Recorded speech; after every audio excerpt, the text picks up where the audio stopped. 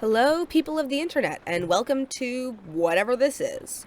So, lately I've been a little bit lost in the sauce rewatching Community, and for some reason there's one scene that keeps asserting itself at the surface of my brain. While it's short in terms of screen time, it pulls on themes of neurodivergency and queerness in a way that's deeply compelling to me, especially because of how it's presented with hints towards horror and how all these concepts are easily ignored and discredited. Plus, it's used as a building block in a dynamic that I just really enjoy. It's also a joke about Saw, but I am nothing if not willing to overanalyze. So if all that sounds interesting, stick around for a look at why I think Community has such a good handle on what makes a relationship meaningful when you're neurodivergent, and how the Saw franchise encapsulates the way autistic traits can leave a person feeling isolated. Posting on Tumblr and rambling to my friends was not enough. I am here to make my thoughts a collective experience. For some background, NBC's Community is a sitcom that ran from 2009 until 2015 about a misfit study group struggling to get their acts together at Greendale Community College, where shenanigans ensue, of course. The group is made up of Jeff Winger, an ex-lawyer who got caught with a fake degree, Britta Perry, a high school dropout/activist trying for a fresh start, Abed Nadir, a film buff who wants to understand people as well as he understands television, Shirley Bennett, a Christian housewife whose husband cheated on her, Annie Edison, a perfectionist aiming to get back on track after a stint in rehab, Troy Barnes, a quarterback who lost his scholarship over an injury, and Pierce Hawthorne, a former CEO who is desperate to feel relevant. The show starts out as a wacky but fairly basic sitcom before escalating to a state of heightened tomfoolery, known for committed homages to a variety of genre films and one-off episodes that are just deeply weird. What set Community apart was that the weirdness wasn't just there for its own sake, but in fact only a piece of the damn good writing that made up the show. It's fun, it's smart, it's a little off the walls at times, and it's got some fantastic characters who work both comically and sincerely. Characters are what I'm here to talk about today, specifically Troy and Abed and the queer-coded relationship between the two, as exemplified in Season 2, Episode 15, Early 21st Century Romanticism, and how a brief scene can showcase a deep understanding of the ways autistic people are sidelined for their intensity when it's applied to subjects that aren't taken seriously. Yes, this is about the Saw franchise. Before I get into the episode itself, let's start with a little bit of background on the characters. In a show full of big personalities, Abed is probably the most distinctive. He's introduced in the pilot as off-putting but useful to Jeff's plans, and while everyone finds him a bit weird, he's still the one to bring them together into a study group. His main shtick is that he interprets reality through the lens of TV, referring to days as episodes and making comments about last season instead of last year. That sort of thing. It's not that he can't tell fiction from reality, or even that he's somehow aware of his role as a fictional character. He's just a guy who has trouble understanding people in the way he understands media, and so uses fiction as a sort of framing device to make it all make a bit more sense. He's usually the one to kick off their direct pop cultural homages, like narrating their mafia movie in contemporary American Poultry, announcing that the genre has shifted from Western to Star Wars in For a Few Paintballs More, or feeding his friends dialogue so that they fit their police procedural archetypes in The Science of Illusion. No matter what his role, Abed is always committed to it and to keeping things on track for the genre. However, his insistence on doing things according to tropes can often mask genuine insecurity, such as in the Season 1 finale, Pascal's Triangle Revisited, when he claims that Troy moving in with him would be jumping the shark because he doesn't want to admit that he's afraid Troy would get sick of him. Abed is a deeply emotional person, but he doesn't communicate that in ways that are super visible to his friends, so he prefers to play into their perception of him as cold and robotic, rather than admit that he feels more than he can handle sometimes. For example, in Contemporary American Poultry, when Jeff realizes that Abed was only manipulating the school in an attempt to feel understood and connected, Abed's immediate reaction is to say, "Please don't do a special episode about me." Because he thinks that the moment his facade cracks, people will stop treating him as an individual. Abed would rather be a bit character than an object of pity, which is incredibly valid, but also often leaves him unable to ask for help when he needs it. There are also cases where the show examines where the bit ends and mental illness begins, such as Abed's Uncontrollable Christmas, Introduction to Finality, and Geothermal Escapism, where Abed admits that he is genuinely seeing things that should not exist. In these situations, he's always self-aware and self-deprecating, with lines like, "I'm not talking to you because I'm not crazy." and It's embarrassing. I don't want to be crazy, but I am crazy, so... showing that he still knows what is and isn't real, and is frustrated that knowing that isn't enough to make the hallucinations go away. Because of all this, it's basically universally accepted that Abed is some type of neurodivergent. Most commonly, people, both in the show and outside of it, are quick to label him as autistic. Though the word autism is never used on screen, there are plenty of innuendos used by other characters such as developmental disorder, special, or undiagnosable. In his and Troy's Christmas rap, Abed himself declares, "On the spectrum, none of your business." And he tends to pointedly refuse to acknowledge the ways in which other characters sometimes treat him differently for his unconventional behaviors. Alternatively, he will also intentionally mess with people by playing into their assumptions about autistic people. Off-screen, the show's creator, Dan Harmon, has acknowledged that Abed was based on him, and that writing the character helped him realize that he himself is on the autistic spectrum. So, even though Abed is never confirmed to have any sort of diagnosis, I will be working off of the assumption that he is autistic. I personally would also propose that he has schizophrenia, since there are multiple cases of him hallucinating, and he's at the age, late teens to early 30s, at which it's usually identified. There are other symptoms he experiences, like difficulty talking to other people, unusual motor behavior, or a lack of eye contact and a monotone voice, that could be explained by either autism or schizophrenia, or by both of them together. Ultimately, the exact diagnosis doesn't matter. What's important is that Abed is a neurodivergent person who struggles with feeling isolated in a world that isn't made for people like him. He acts very confident with it, calmly admitting that he's weird, but he still often shows deep insecurity about being left behind because of his oddities. On a metatextual level, Abed is basically the best representation of autism that I have ever encountered. At a time when it was common to have the token weird and nebulously autistic guy in the ensemble cast, Abed is written with a shocking level of genuine care. He's weird, yeah, but his eccentricities are never the butt of the joke. Not more than any of the other characters anyways. If anything, he's usually treated as the most sane and rational person in the group. They all admit freely that Abed is awesome and the hardest person in their crew to dislike, and his advice is always highly prized. His autistic traits are never minimized, but they're never demonized either. They're just part of how Abed is. He's got problems that come from how his brain works, yeah, but in almost every situation, he's the only one who will look down on himself for needing to deal with them. So, now that I've covered the basics of Abed, it's time to move on to his other half. While Abed is a generally static character due to the fact that he starts the series already deeply self-aware and confident in himself, Troy more or less becomes a different person throughout the run of the show. He's introduced to the audience as a teenager who's graduated high school but won't stop wearing his Letterman jacket, but ends up as the deeply vulnerable emotional core of the study group.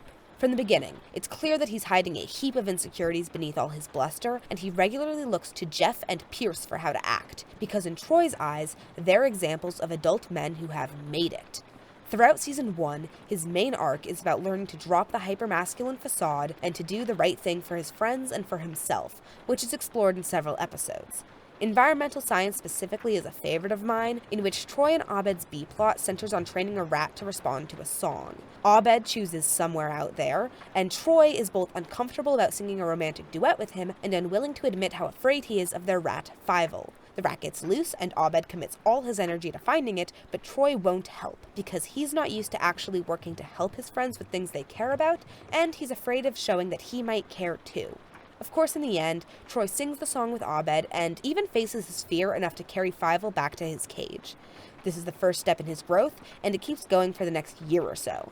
Thanks in large part to his friendship with Abed, which is developed through short scenes of them goofing off together in the end cards, Troy gradually gets more comfortable with making a fool of himself to help his friends, and even just to express himself. From about halfway through Season 1 onwards, Troy and Abed are cemented as two halves of a duo, best friends who do everything together and spend their free time getting up to shenanigans and hatching schemes. In the second season, Troy gets more comfortable with defining manhood on his own terms, thanks to episodes like Mixology Certification, in which the whole group ends up in a variety of unfortunate situations while trying to take Troy to a bar for his 21st birthday. While Troy starts the episode looking up to Jeff and Britta for how to be an adult, by the end he's the one left taking care of all the others, and he realizes just how immature his older friends are, and that even resident cool guy Jeff Winger has no idea what he's doing.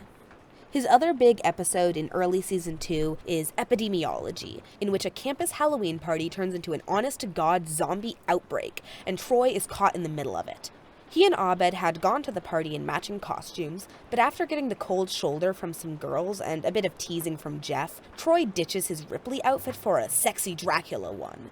Once the zombies start coming, Jeff wants to get the hell out of there, without wrinkling his suit, of course, while Abed plans on using his knowledge of horror films to sneak back into the heart of the outbreak and cure the infected before they die for real. While Troy spends a solid chunk of the episode trying to follow in Jeff's footsteps, he changes his mind once he sees Abed sacrifice himself to the zombies for him. He not only risks his life by going back into the building to save everyone, but he also shatters his attempt at a nonchalant Jeff Winger lifestyle by earnestly telling Abed that he loves him. Troy isn't done with his arc at this point, but he has learned to embrace his silly side and accept his supporting role in Abed's grand plans, which is basically all that's super relevant for the purposes of this discussion. So now that that's covered, let's get into the premise of the episode we're actually here for. Early 21st century romanticism comes a little over halfway into season 2, and it's one of my favorites in a season full of non-stop bangers. The main plot centers on Troy and Abed, who are both crushing on the same hot librarian named Mariah. Since the two of them are too secure in their friendship and aware of sitcom tropes to risk a needless jealousy subplot, they approach her together and both ask her out, figuring that she can choose whoever she prefers without hurting the other one. Mariah says she doesn't know enough about either of them to pick, so they adjust the plan by proposing that both of them can take her to the Valentine's Day dance, then afterwards she'll know which one she likes better. Mariah's down for this, so the three of them head to the dance together. By the end of the evening, Mariah is ready to decide, and she ends up sending Abed away and keeping Troy as her date. Abed is perfectly chill with that, but Troy clearly isn't, spending his dance with Mariah grilling her on why she'd see Abed as anything less than the perfect boyfriend. Mariah squirms around the issue a bit, talking about how Abed would be a great friend, even if he's not romance material, but Troy doesn't pick up on her hints, so she eventually stops beating around the bush and admits that she finds Abed weird. In the midst of all that, we get this interaction. What was wrong with Abed? Well, I mean, he did talk about the Saw movies for 2 hours. Yeah, but there are 8 of them, and they're 2 hours apiece. And the first one did redefine the genre, and... After that, Troy storms off to reunite with Abed outside, ranting about how much he hates Mariah for how she talked about him. Abed doesn't really get why Troy is so angry, saying that she's right and he is weird. That doesn't stop Troy from defending him, though, and their storyline ends with the two of them sharing a hug while Mariah leaves the dance alone. The episode also has 2 other plot lines about Jeff's evening at home being ruined and Britta trying to prove that she's a good ally, but that's the end of the episode as far as I personally care. There's a lot going on with that weird little love triangle, but what I really want to dive into is that brief interaction between Troy and Mariah, which means that it's finally time for Saw. Saw is a horror franchise that has swept the world for 20 years. Literally, as I'm recording this, I saw the first one in theaters last week for the 20th anniversary. It's the 5th highest grossing horror franchise of all time, and features on just about every list of best or most iconic horror franchises. It was an annual staple in the early 2000s, with a new film coming out every Halloween from 2004 till 2010. Early 21st century romanticism, for context, aired in February of 2011. Saw was even in the Guinness Book of World Records in 2010 as the most successful horror movie series. And while it's not at the same height of popularity it once achieved, Saw is still an undeniable part of the season, and you're likely to see Billy the Puppet's face around if you check out A Spirit Halloween this year. We mustn't forget, however, that Saw as a franchise is generally hated. Well, hated might be a strong word, but it's definitely looked down upon. When I looked up all those top 10 horror franchises lists, Saw always featured, but it was often with a sort of backhandedness. The Saw franchise is a puzzling watch if you're searching for consistency. While the non-linear storytelling and convoluted timeline may muddle the overarching narrative, the franchise's impact on the genre is undeniable. For better or worse, Saw is truly the horror franchise that defined the tone of the genre in the 2000s.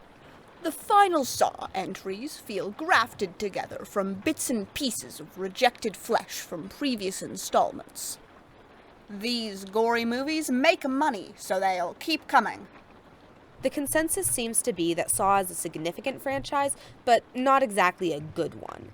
It made it to 7th place in Rotten Tomatoes' top 10 horror franchises, despite only one of its films earning a fresh tomato meter score, but its average critic rating is only 34.7%, streets behind the franchise on that list with the second lowest rating, Insidious, with 46.8%. So yes, people like Saw, but they don't like Saw. It's a part of the spooky season, but oftentimes it's reduced to just another iconic mask to wear at a party. For those of you who are unfamiliar with the specifics of the franchise, here's a quick rundown. Saw is built around the premise of the Jigsaw Killer, who takes it upon himself to punish people who he thinks aren't grateful for their lives.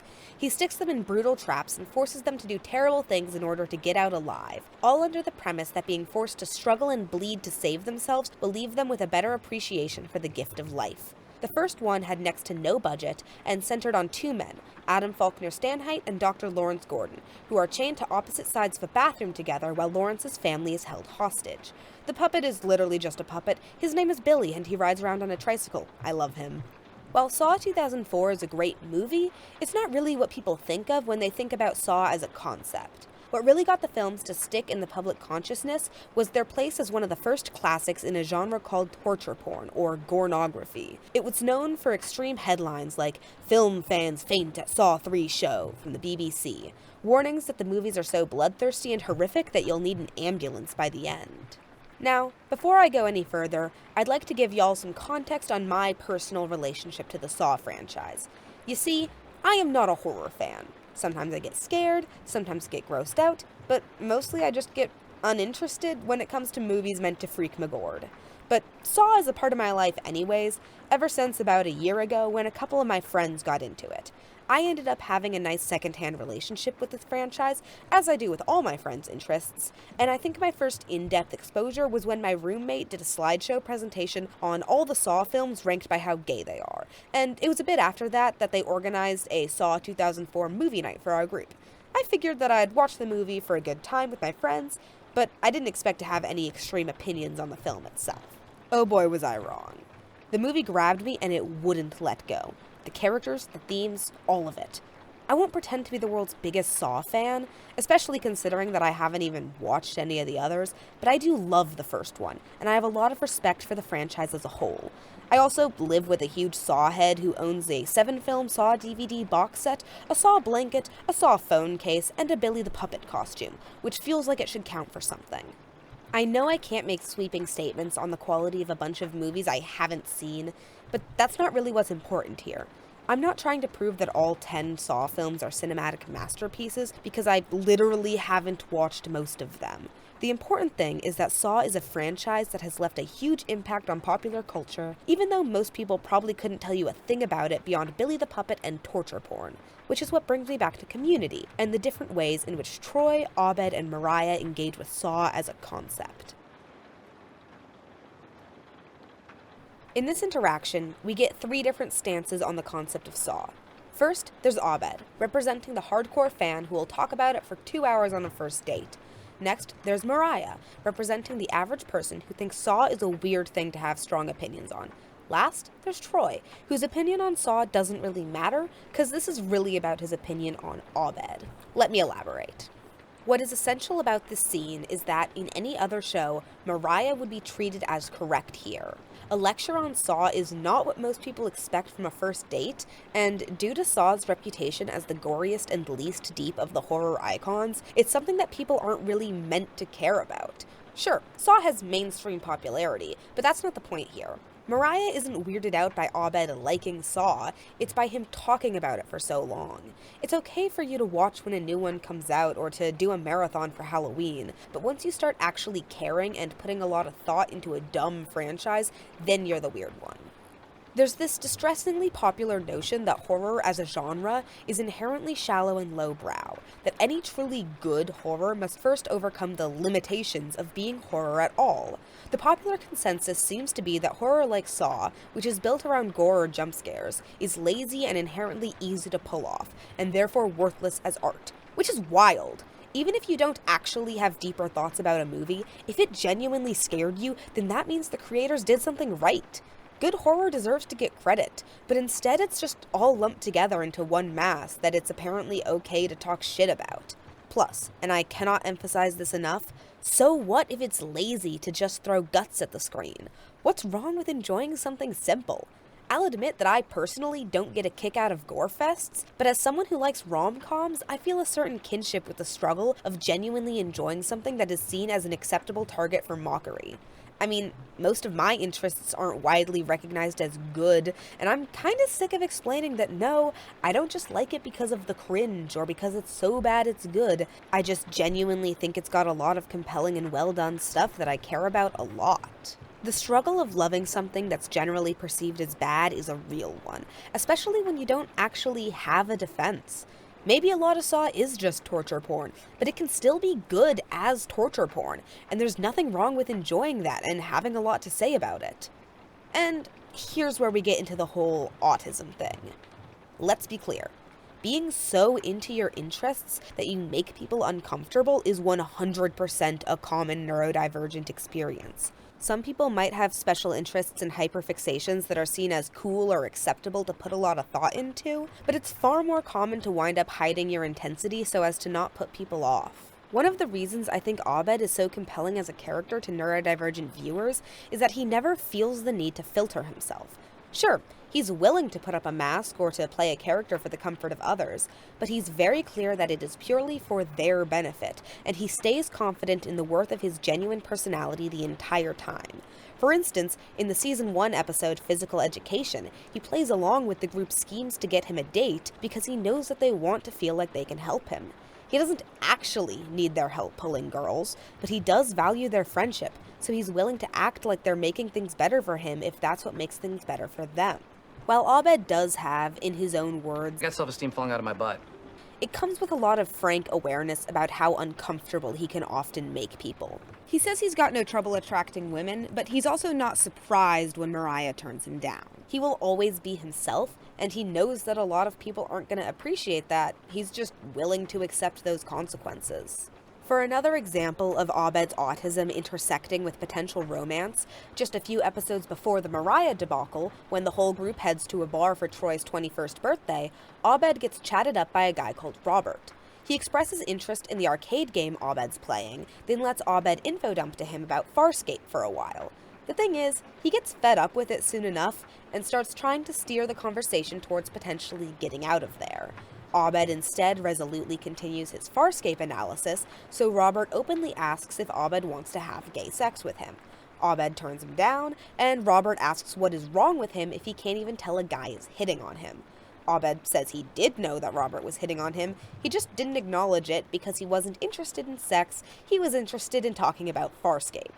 Robert then throws his drink in Abed's face and storms off. While on the surface, this is pretty different from the Mariah situation, because Robert was still attracted to Abed even while he info-dumped, it's still kinda the same deal. Abed's special interests are what get in the way, something that must be put up with if one wants things to go further. As soon as he realizes that this conversation isn't gonna get him laid, Robert feels like his time has been wasted. Abed's autistic traits, much like the horror genre, aren't appreciated for their own sake. It's okay in moderation, but once they get extreme, it's time for normal people to back the fuck out. Which is of course where Troy comes in. Troy starts the show as someone desperate to be seen as normal, and willing to change however he needs in order to keep up that appearance. However, he gradually gives up that facade for the sake of his friendship with Abed, as Abed helps him realize that he's genuinely far more happy when he allows himself to be cringe and free. When it comes to horror, I don't think that Troy's opinions are ever made exactly clear. But just based on vibes and the fact that he's generally very easily upset, I'm gonna guess that he's not exactly enthusiastic about the genre. I'd pin him at about where I am. Somebody who will watch a horror movie with their friends if that's what the other person is excited about, but who wouldn't seek it out independently. This lack of his own passion for the subject is precisely what makes his defense of Abed so meaningful to me. If you listen to what he says, his line is broken up into two statements. There are 8 of them, and they're 2 hours apiece, and the first one did redefine the genre. The second half feels to me like something he's quoting directly from Abed, just because of how smooth and polished the phrase is. For as much as Troy enjoys reenacting movies with Abed, he rarely shows much of his own interest in film. But here he treats this fact about film history so casually, like he's completely confident that it's true and that Mariah is the weird one for not seeing it. It's a level of faith he never shows in anything but Abed. The first half is more organic, and aside from proving that Troy and Abed count Saw .5 as a part of the franchise, it's also an example of Troy treating it like common sense that Saw is worth discussing. There's a lot of content, therefore a lot to talk about, and if Abed wants to do the talking, then Troy is happy to do the listening. And again, he thinks that it is weird for Mariah to not enjoy hearing about something purely on the basis of Abed likes it. That's the thing that always sells me on Troy and Abed's dynamic. It's the fact that they just deeply care about each other and are willing to do whatever makes the other happy. We see that Mariah has no time for Abed's info dumping, and that Robert will only deal with it if he thinks he'll get sex in the end. But Troy is downright excited whenever he gets to experience Abed's intensity. It's relatively easy to find someone who will talk about your interests because they share them, but it's much harder to get into a relationship where the other person cares purely because you care. It's not about Troy liking Saw or horror or anything else. It's about Troy liking Abed and giving full respect and devotion to anything Abed wants to share with him. He is quite literally matching his freak, because even though Abed accepts that his autistic traits make him weird and unlikable to a lot of people, Troy cannot fathom that anybody wouldn't feel lucky to experience the full range of oddities that come along with Abed. Troy is here to say that Abed's neurodivergency isn't a roadblock to overcome, it's just another awesome thing about him. And this is where I need to pause and talk about the gay stuff. So, Troy and Abed are in love. It's never explicitly stated to be romantic, but it's undeniable that both of their arcs are built around caring for each other more than they care for anyone else. Literally, there are episodes upon episodes centered on their relationship, and how important it is to the both of them. If you want to get a sense of the vibe, I suggest looking up a Trobed compilation on YouTube, but there's a bunch of them. But here I'll just do a quick rundown of some of their most romantic moments. From Season 1, I've already covered environmental science, where Troy chooses to face his fears and show vulnerability in order to help Abed with something he cares about. There's also lots of smaller details, like Abed reading Troy to sleep, Troy's commitment to helping Abed achieve his stereotypical college experience bucket list, and Abed winning Troy a prize at the STD fair.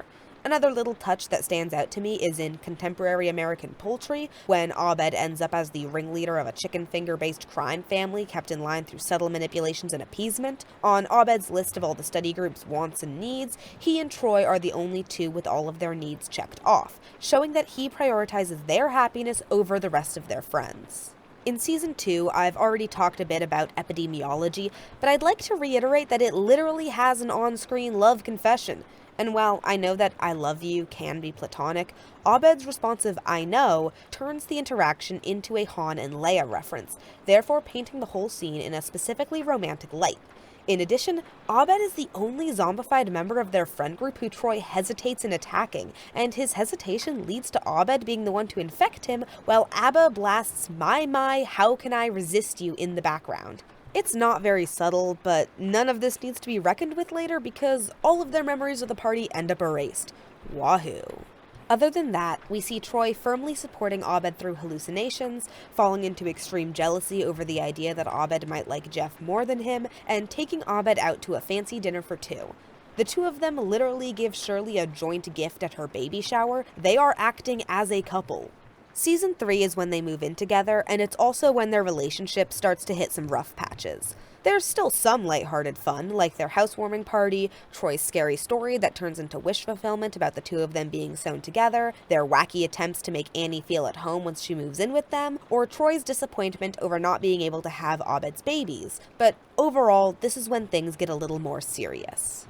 In Competitive Ecology, we get them acknowledging that it's possible to spend too much time with someone. Contemporary Impressionists handles how Abed can be too wrapped up in his own fantasies, which hurts Troy, who's left behind to pick up after him in reality, and Pillows and Blankets shows their official breakup escalating into a school-wide civil war. Though they get through all of that and end up more confident than ever in their relationship, they're also forced to deal with the air conditioning repair school's attempts to recruit Troy and have him fulfill the prophecy of the truest repairman. While Troy at first decides to ignore the AC school because the thing that makes him happiest is Abed, in the end he's forced to accept their offer in order to save his friends from a military dictatorship that's going to burn down the school, which I swear all makes sense in context. With Troy gone, Abed has a full breakdown and ends up turning into evil Abed, who is the version of him from the darkest timeline, aka the timeline where Troy leaves, as seen in that meme which shows up everywhere. The whole thing shakes out alright, but it firmly establishes that no matter what conflicts may arise, they both depend upon each other. Also, there's quite a few instances of Troy prioritizing Abed over Britta, even though she's the one he's dating at this point. Moving into Season 4, Troy has supposedly grown out of his close bond with Abed because he has a girlfriend and is living in a bedroom with her, as opposed to the blanket fort he used to share with Abed, but on a practical level, they're more intertwined than ever. This is exemplified in the episode Conventions of Space and Time, which is about the group going to a convention for one of Troy and Abed's favorite shows, a legally distinct Doctor Who alternative called Inspector Spacetime. Troy invites Britta along, even though she's not into the show, while Abed hangs out with his British friend Toby, who he met online and never told Troy about. Troy gets horribly jealous, which seems unreasonable until Toby tries to convince Abed to come back to England with him, using the arguments that Troy has a girlfriend now and therefore doesn't care about his friends anymore. Luckily for them, Britta is just as uninvested in the relationship as Troy is, so rather than being upset, she helps him get Abed back from Toby, literally referring to Abed as Troy's boyfriend in the process. Toby tries to turn the two against each other, but all of his attempts fall flat in the face of their complete trust in one another. Troy knows that Abed would never leave, and Abed knows that Troy will always come back.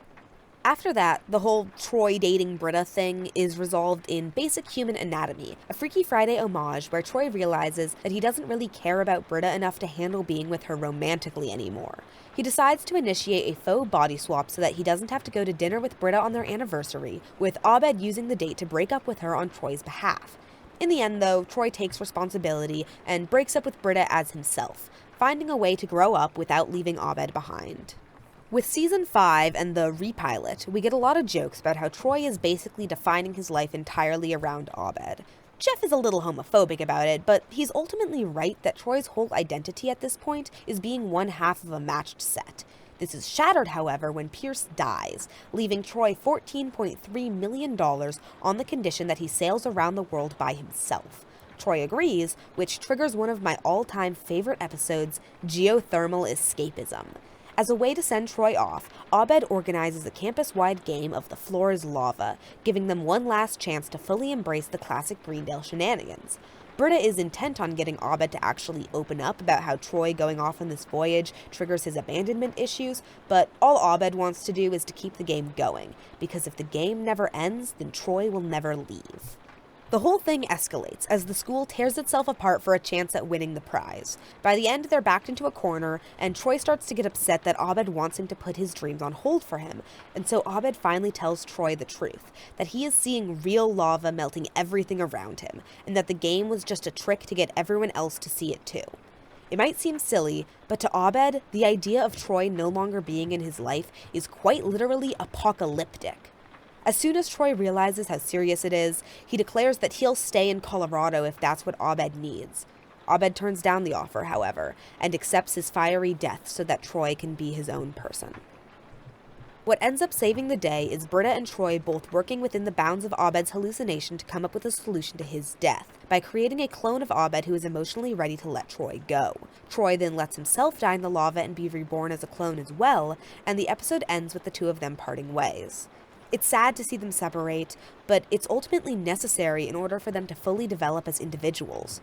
To put his whole story in a nutshell, I'd say that Troy is like a mirror who reflects everything around him, be that his parents, the popular crowd at Riverside High, Pierce, Jeff, or Abed, and that his ending is about learning who he is in the dark, when there isn't anyone's energy for him to match. So, that's a lot. And it's a tremendously cut down version. You have no idea how much depth I wanted to go into on all of this. It's pretty easy to see that the show is aware of Troy and Abed's subtextual queerness. They literally say the word Trobed in the show. Abed wears a hoodie patterned with the bisexual pride flag, and one of the viewers of their talk show can be seen holding up a sign that says, "Dump Troy, marry me."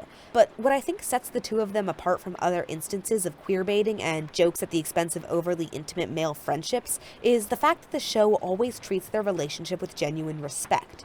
There are winks and nudges about how close they are, but ultimately the audience is supposed to understand that these people sincerely love each other. The show doesn't work if you don't accept that they are fundamentally queer people, as in strange people who live by their own rules. Even if you don't think that they are in love, it's impossible to deny that Troy and Abed's relationship is a core aspect of community that shapes the ways in which they interact with others. And my favorite part of it is the ways in which they support each other's supposed flaws. Abed thinks he's crazy and Troy thinks he's stupid, but they each see each other as miraculous. If we return to the episode that I'm supposed to be talking about, early 21st century romanticism, whether or not you believe Troy is choosing Abed over Mariah romantically, he's still undeniably choosing him. He's standing up for his person at a time when Abed isn't even standing up for himself, and part of that means standing up for Abed's interests, which brings me back to Saw.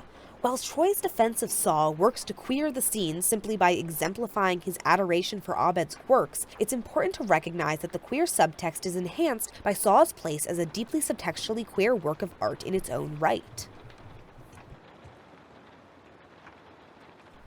Now, I know that Saw probably isn't what comes to your mind when you hear queer films mentioned, so in order to get into why I think it fits the bill so well, I'm going to start with a slightly more detailed plot summary.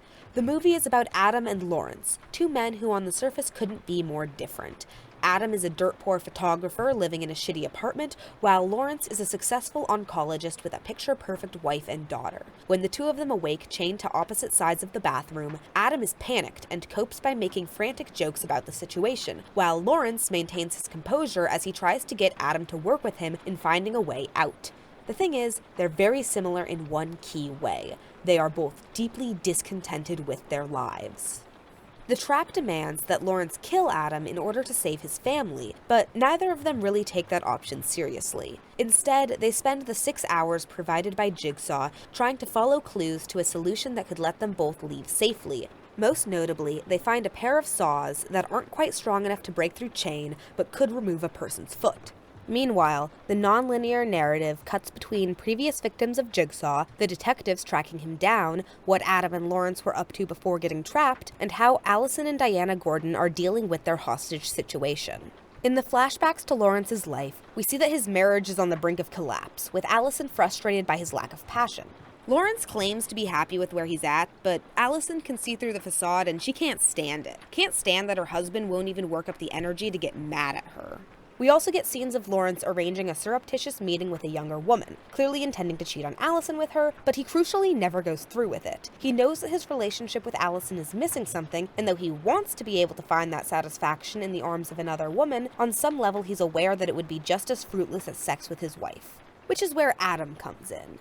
In one key scene in the bathroom, Lawrence throws his wallet over to Adam so that the other man can look at the photos of Diana kept there. Lawrence directs Adam to pull out the photo he describes as his favorite, saying it's the only one with all three of them because Lawrence always has to hold the camera. The photo is gone, however, replaced by one of Allison and Diana bound and gagged in the Gordon house. Rather than tell his cellmate about this, Adam instead keeps the picture and the clue written on the back for himself. Adam is described by Jigsaw as strange mix of someone angry yet apathetic, but mostly just pathetic. He is a terrible liar who nevertheless tries to hide everything about himself. Because he's so used to existing as an outside observer, he isn't prepared to let himself be a part of any sort of dynamic. As someone who's both reserved and emotional, he at first expresses frustration with Lawrence's icy demeanor, but as time goes on, he comes to rely on it. Near the end of the film, it's revealed that Adam isn't just a photographer, but was in fact hired to spy on Lawrence. It turns out that the bag he'd found the two saws in also contained prints he'd taken of Lawrence, and that he'd hidden them alongside the photo of Allison and Diana. Adam attempted to expose Lawrence's story without really participating, and so he's left with his life in Lawrence's hands. So there's our setup. And what's so very queer about all of it is the way in which Lawrence has become a ghost in his own life. Everyone knows that he's putting up a facade when he's with Allison. Even their daughter has figured out that their marriage won't last. He's not in any of the family photos because he's not really a part of the family. I mean, it's clear that he loves Diana and cares for Allison, but that doesn't change the fact that he's lying to them and to himself whenever he has to act like the perfect husband and father he's meant to be. He's checked off every box on the American Dream success list, and yet he still feels like a shell because what he's missing isn't something he's supposed to want. And then there's Adam, the only one to take photos where Lawrence is at the center, who sees Lawrence at his basest possible layer and still clings to him. This theme is further exemplified via their costumes throughout the film. When the two of them are in their separate worlds, their outfits are just about as different as they can get. Adam is in a rumpled button-down thrown over a t-shirt, while Lawrence is armored up in a full suit. But by the time they end up in the trap, Lawrence is down to just a button-down over a tee as well, showing how Jigsaw has stripped away nearly all of his protective layers. Still, he maintains what composure he can, even while Adam freaks out and sacrifices his overshirt to retrieve the tape player necessary to hear their instructions.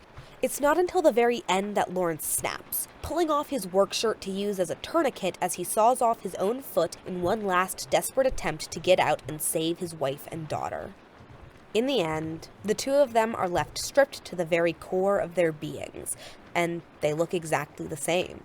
Two men in their blood-stained t-shirts, desperately holding on to each other as they completely break down. They both do awful things in that bathroom, but it doesn't matter.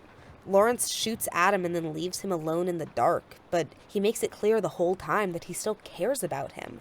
His wife and daughter are on the line, and yet he pauses to reassure Adam again and again that he'll be back with help. They have become the only people who truly understand each other. How could that not be love? Even if Lawrence Gordon is not explicitly gay in the movie, his arc is still a subtextually queer one, as he struggles with finding fulfillment in his white picket fence life, and instead feels true understanding only when embracing another man. He can easily be read as a gay man trying to force himself to feel satisfied in a straight marriage, who tries to find that satisfaction from other sources of heterosexuality, and ultimately is only able to give up the great secret separating him from the world when he's left alone with someone who's already broken through all his barriers and sees him for what he is when no one else cares to look. Also, and I cannot emphasize this enough, look at how they hold on to each other on the floor of that bathroom. It's not just me seeing this stuff. There's a reason this movie is so commonly read as queer. Like, I opened Letterboxd, and a third of the top reviews mention queerness in some way. And there's even more when I filter for people who rated it 5 stars. The unlicensed Saw musical, which exists by the way, highly recommend checking that out, has Adam and Lawrence kiss on stage. And that's not even touching on what you'll find on fandom websites like Tumblr and AO3. While not everyone who watches Saw sees it as a queer narrative, that interpretation gets more and more popular the deeper you get into fan spaces, which again links back to this idea that Saw is only meant to be consumed on a surface level, and that the people with more intense appreciation for the franchise are doing something weird and wrong. In other words, something gay and autistic. Saw's queerness doesn't end with Adam and Lawrence either.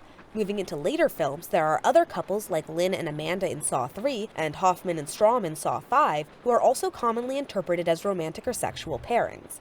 My ability to elaborate on that is strictly limited by the fact that I, like I've said before, have not seen those movies, but the popularity of shotgun shipping and coffin shipping, as they're called, is undeniable if you take the time to poke around the fandom. While I wouldn't go so far as to claim that the writers of Community intentionally gave Abed an interest in Saw as a subtle signal that he's a queer person seeking out queer media, that connotation is still there if you look for it, and the two works highlight each other's queer subtext.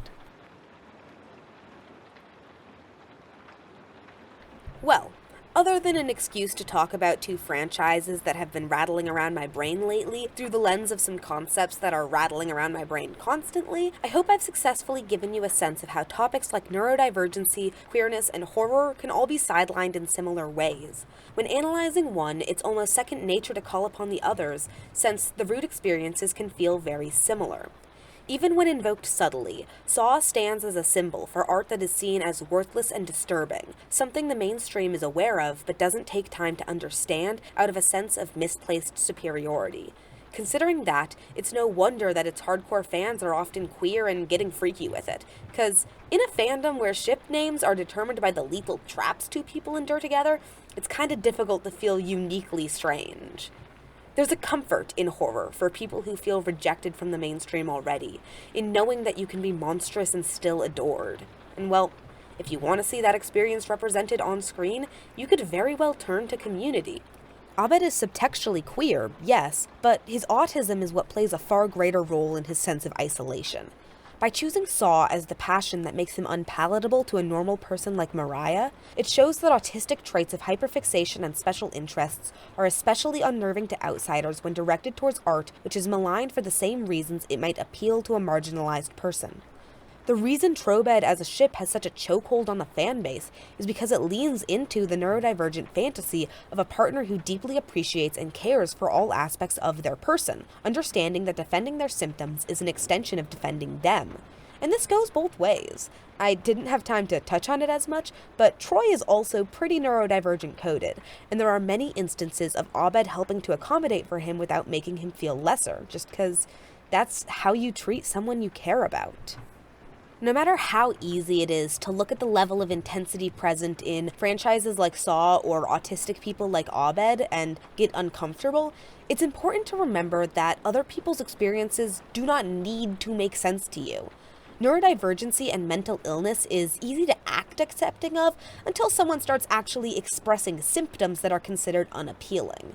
Even things like ADHD, autism, anxiety, depression, and OCD, which have become fairly mainstream as buzzwords, are still not truly respected by most people once the symptoms that don't pass for quirky personality traits start cropping up. Hell, if we go back to Community as an example, there's a reason that it's way more common to call Abed autistic than schizophrenic, and that his hallucinations are seldom referred to as such. The symptoms are the same either way, but once you attach a label that isn't marketable, it's going too far. So just try to remember that abnormal people often end up acting in ways that you might find genuinely abnormal, and that's okay, and you gotta keep respecting them anyways. If it's not hurting anyone, then who fucking cares if somebody talks about the Saw franchise for 2 hours, or shuts down over daylight savings time, or experiences hallucinations? They're still people. So, yeah, thanks for sticking around for all this. Be excellent to each other, and party on, dudes.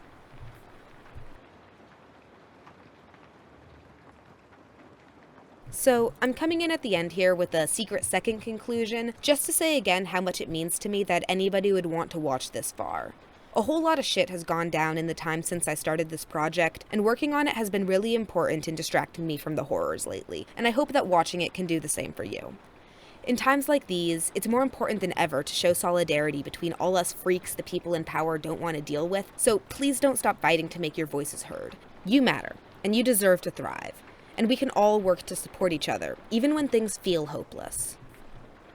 On a lighter note, I want to give a quick shout out to my parents, my sibling, and the Pants Brothers for being generally awesome and improving my life in every way.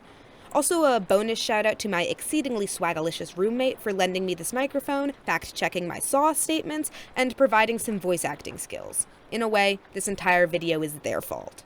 Thanks again for hanging around till the end, and do the whole liking, commenting, sharing thing if you enjoyed, and maybe I'll do more of these. But for now, I bid you all adieu.